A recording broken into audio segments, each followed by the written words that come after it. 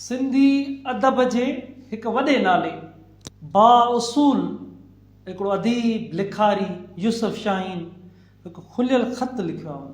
तमामु वॾो तारीख़दान, सिंध जो आशिक़ उनखे चइजे, शाइर, अदीब, तमामु हिकु वॾो माण्हू।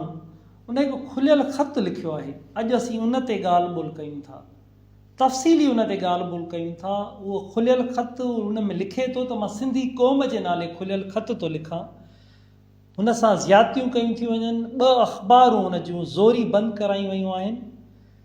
बरसात अख़बार हू विकिरो करे रहियो आहे, जंहिंमें 32 सालनि खां रहे पियो। हाणे बरसात अख़बार उहा अख़बार आहे जेकी यूसुफ शाहीन साहिबु शेख अयाज़ खे हुन जो एडिटर रखियो हो।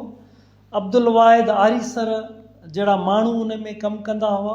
अनवर पीरज़ादो उन में कमु कंदो हो। बदर अबड़ो उन में कमु कंदो हो। ऐं तमामु वॾा नाला सिंध जा जेके ॼाम साकीअ खां वठी सभु उन में कमु कंदा हुआ।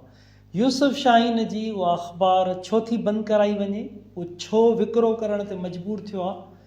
अॼु असीं जॾहिं त हुन खुलियल ख़त लिखियो आहे त इन खुलियल प्लेटफॉर्म तां, सोशल मीडिया तां, यूसुफ शाहीन जे सॼी ज़िंदगीअ जे बाउसूल कम, उसूल पर सियासतदान रहियो आहे, अदीब, लिखारी, तारीख़दान रहियो आहे। इन जहिड़ो वॾो अदीब सिंध में असीं क़दुरु न कयो आहे।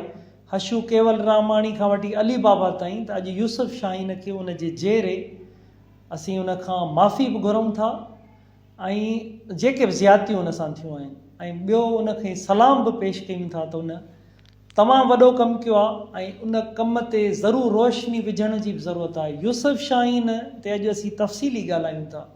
26 खां वधीक उन जा किताब, 13 खां वधीक 13-14 ताईं अंग्रेज़ीअ जा किताब, उन कहिड़ा कहिड़ा किताब आहिनि उन ते बि अॼु असीं ॻाल्हायूं था। सिंधी अदब, शाह लतीफ़ ते, हक़ मौजूद, ॿिया खोड़ किताब आहिनि, उन ते बि अॼु असीं तफ़सीली ॻाल्हायूं था।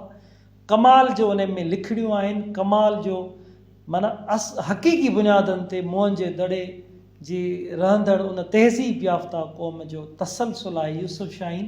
जंहिं अंदाज़ सां उहो क्रिएटिव तख़लीक़कार आहे, जंहिं लिखियो आहे, उन ते बि यूसुफ शाहीन उहो माण्हू आहे जॾहिं मखदूम बिलावल ते 600 सालनि ताईं मक़बरो न ॾियो त यूसुफ शाहीन उते वञी ॻोड़ कयो त मखदूम बिलावल ते मक़बरो छो नथा ॾियो। उन पंहिंजो सिर घोरे छॾियो।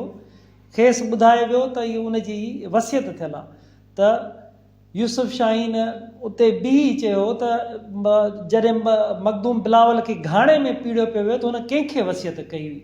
सो इहे रवायतूं ग़लति आहिनि। मक़बरो उन यूसुफ शाहीन मखदूम बिलावल ते इहो अॾरायो ऐं उन खां पोइ हिकु अहम ॻाल्हि त कई त हज़ारे मट मखदूम बिलावल जे अहाते में मक़बरे में रखिया वञनि त जीअं ऐं हीअ क़ौम उतां अचे ऐं पाणी पिए उन मटनि मां त जीअं वापसि उनखे बहादुरी ऐं गैरत अचे। सो यूसुफ शाहीन हिकु तमामु वॾो माण्हू, उन सां ज़्यादती छो पई कई वञे, ज़्यादतियूं केरु करे रहियो आहे, केरु उन जो ज़िम्मेवारु आहे, अॼु असीं उन ते तफ़सीली ॻाल्हायूं था। केरु उन जूं अख़बारूं बंदि कराए रहियो आहे। हक़ीक़ी सहाफ़ी यूसुफ शाहीन आहे। माना अॼु जो दौरु जिथे नक़ली सहाफ़ी अमीर थी विया, हक़ीक़ी सहाफ़ी ग़रीब थी विया आहिनि। अॼु इन ते ॻाल्हि ॿोल कयूं था। यूसुफ शाहीन जो जेको पोरियो आहे उहो ज़रूरु सजायो थींदो, अजायो न थींदो। हीअ लखे करोड़े हीअ जेकी क़ौम आहे उनखे सलाम ज़रूरु पेश कंदी। अॼु इन अहम इशूअ ते यूसुफ शाहीन जे खुलियल ख़त ते अॼु असीं तफ़सीली ॻाल्हि ॿोल कयूं था।